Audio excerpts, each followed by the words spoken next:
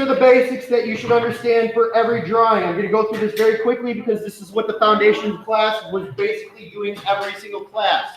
So this should help you just refresh your memory, if not anything else.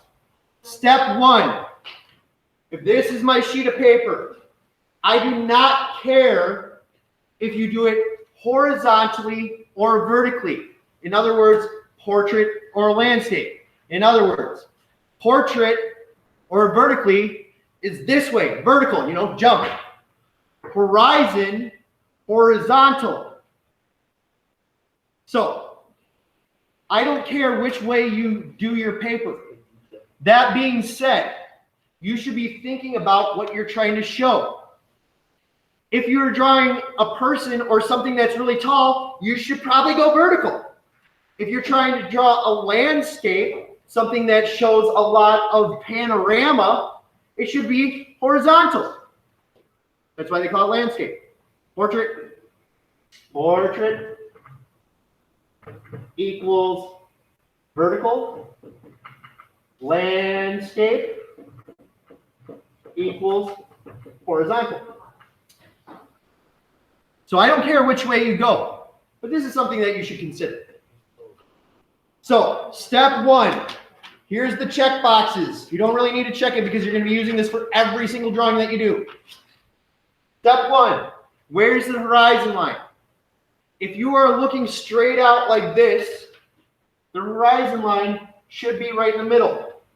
It's where the sky meets the ground, or where the wall meets the floor, or whatever.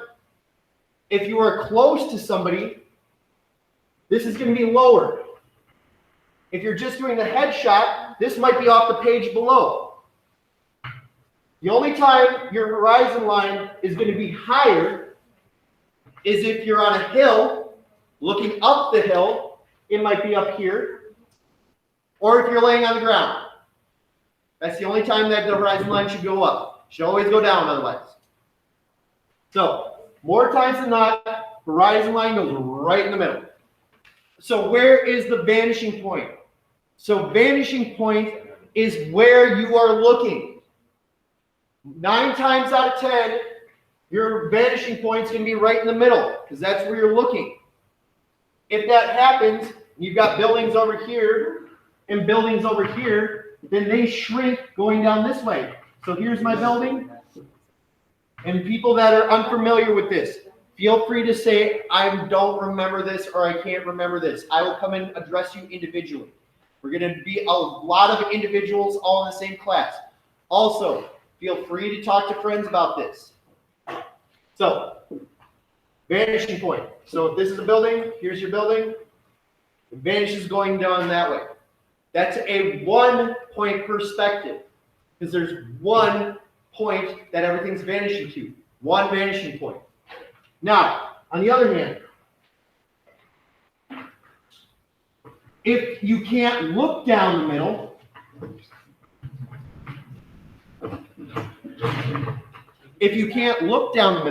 here's my horizon line, step 1. If there's a building right here, and you can't look down the middle, then you have to look to the sides. So that's when you get a 2-point perspective. So this is usually on corners. If you're on the corner of a hallway, you can look down 2 hallways, or at the corner of a street. So here's my corner. It's going to go down this way, down this way, down this way, down this way. If it's a building, you cut that building off. Here's my building. It's on the corner. That's a 2-point perspective. 3-point perspectives will be a project for you guys in 2D. So don't worry about 3-point right now. You'll have that as a project. You'll learn this. This has not been taught to you yet. So after you figure out your horizon line, your vanishing point, this is one of my biggest pet peeves in the world. And those of you who have taken classes with me know this. Put a stinking background in it. Don't give it one solid color. I'm going to be very harsh on you. So if I've got my beautiful building here, I've established my horizon line. That's number 1, check. If I've done my 1-point, 2-point perspective, I got a 2-point perspective, check. Next is where is the background, midground, foreground? This might be my midground. If it's my midground, that means that there's something close, foreground, and something far away, background. So background could be lovely trees, lovely, beautiful trees. Maybe there's an eagle soaring here in the sky, and he's so happy. Look at how pretty he is. Ooh. And then up here, there might be a puppy. So here's a puppy, and he's got the pointy ears because he's cute, and he's got his tongue hanging out, and he's like whoop whoop, and he's so happy. So where's your background? Where's your midground? Where's your foreground? Typically, when you are drawing these things, the things that are farthest away go towards the horizon line. So these trees might be way back here. Or maybe we'll throw in your mountains. Here's your mountains back here in the distance, looking all pretty and blue, purple. So you got your mountains back here. So background is closest to the horizon line. Things that are closest get down here or up here. So if I got a person, they might be look really big right here, but we can tell that that person is close.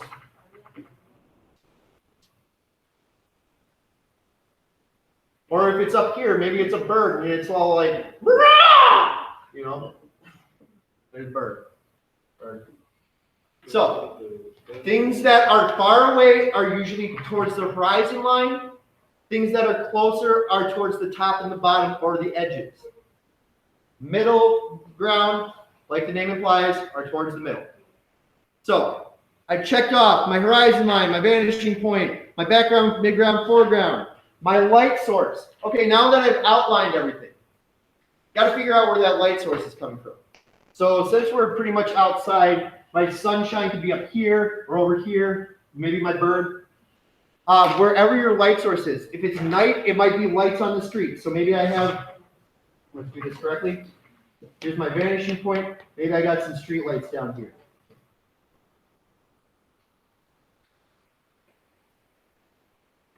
So then the light source becomes here. So wherever your light source is, so if my sunshine is here, this side is going to be light. The sunshine goes this way. Here's the middle. Here's where it's hitting the object. That means this side would be shaded. The opposite side of where the light is where you shade. Shading is not the same thing as a shadow. Shading is what you put on the edge of things to make it look darker. Shadow is what connects to the bottom. So here's the bottom of my building. So you can measure this. Here's where the sunshine goes and connects the ends. So this shadow is going to be coming from the bottom. If you've ever seen Peter Pan, remember he loses his shadow, and then he's grabbing the shadow, and he's trying to put the shadow on his feet with the soap bar. Shadows go to the bottom. So wherever the bottom meets the ground. So the shadow would be coming from the edges like this and going out this way. That's my shadow. Shading is on the side that is blocking the sun. The shadow is where the light can't be cast. Something's in the way, so light can't get in. It's like, think about football. If you're playing football, and you got this whole line of people, and there's a guy standing here, he blocks them, so some people can go on the side, but the people he's blocking stop. That's the same thing with light. This building is blocking the light from hitting the ground, but the light can go around it. Does that make sense? So, we've got our background, midground, foreground. We've got our light sources. So here's our light source. We're figuring that out. The best medium to express this. That means you're going to start coloring, painting, block printing, whatever. Media is what you're used to make this. So I might have done this all with pencil. So I figured all this stuff out. Now I might want to paint it. So now I can start putting the colors in, or maybe crayons, or maybe markers, or whatever. There's a lot of different choices you can go from here. Here's more advanced stuff. Okay, now we're getting into advanced stuff. If you've made it this far, you're pretty much getting a 4. If you drew all this, horizon line, color, shape, blah, blah, blah. If you colored, shaded, detailed, background, you got your 4. If you want to do more and do better, now we move on to the more advanced stuff. So the principles of design have ideas about thinking about where you're placing stuff. So if you do a pattern, here I got pattern, I'm making it better because I'm thinking about these things.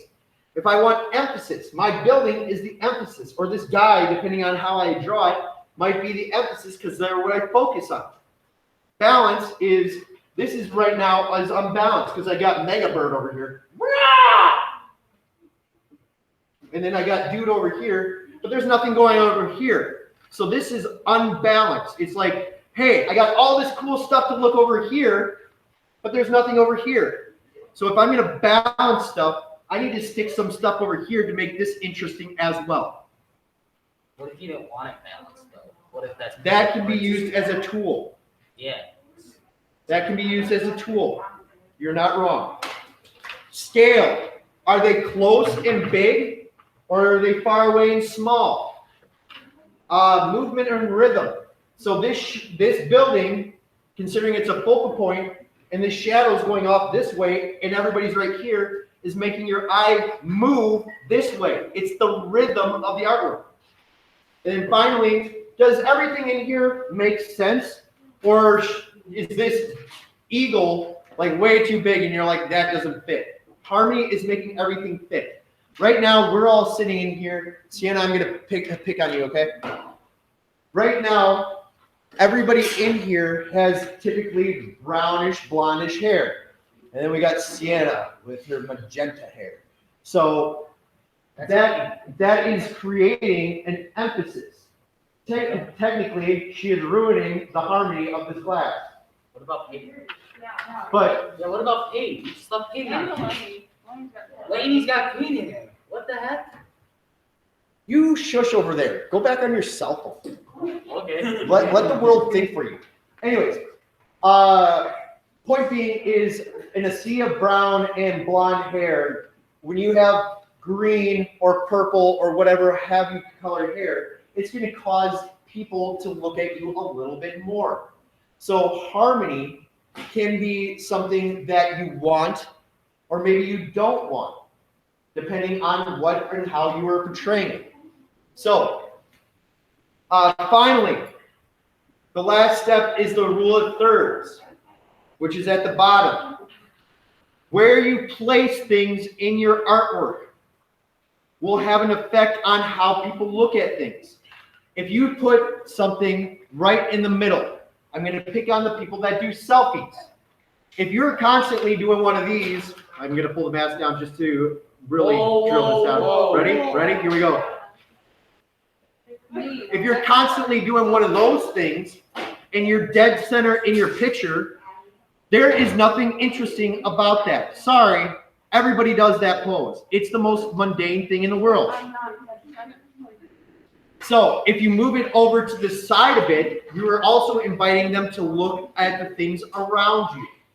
So subject matter should never be directly in the middle. Subject matter, or what's the focus, should be moved to the sides.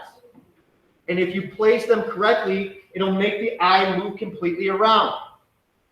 But if everything's crammed into one spot, then it becomes boring, particularly the middle. So think about this every time you do a sketchbook. If you follow these steps, you will be better. Do more, do better.